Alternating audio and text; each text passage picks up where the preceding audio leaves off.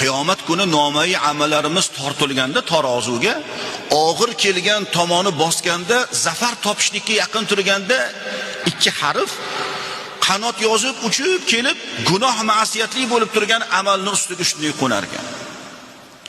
Shunda og'ir kelib turgan tomoni, ibodatlar, ro'zalar, boshqalar hammasi yengil bo'lib ko'tarilib ketib qolar ekan. U nima u qanaqa harf, ikki harf deyilsa, u uf degan so'z. Uf. Otasiga, onasiga uf degan. Otasiga, onasiga ko'rib turgan holatida farzand uf desa tamom. Yiqqan tergan ajrlari, mukofotlari hammasi yo'qqa chiqadi. Ikki dona harf uf. Bu yoqin qilamagan holatda aytiladi. Ayniqsa lekin ota-onani ko'ziga uf degan farzandni ishi bitmaydi. Shuni yaxshilab bilib qo'yaylik birodarlar. Ayniqsa yoshlar, otasi, onasi hayot bo'lganlar.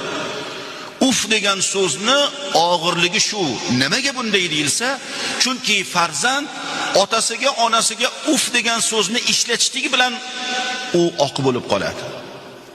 Bizning nazarimizda otasini ursa oq bo'ladi-ku, otasini so'ksa oq bo'ladi-ku, lekin biz o'ylagan darajamizdagi chuqur emas bu masala.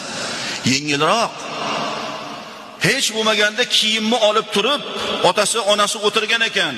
Shuni changini qoqqanda shu kiyimni changi otasini, onasini yuziga tegadigan bo'lsa ham bola oq bo'lib qoladi. Ehtiyot bo'lish kerak. Ota-onaning martabasi mana shunaqa ulug'. Nomai amallarimiz tortilayotgan vaqtda ana shu uf degan so'zni qay darajada og'ir ekanligini biz hozir aytmoqchi bo'ldik.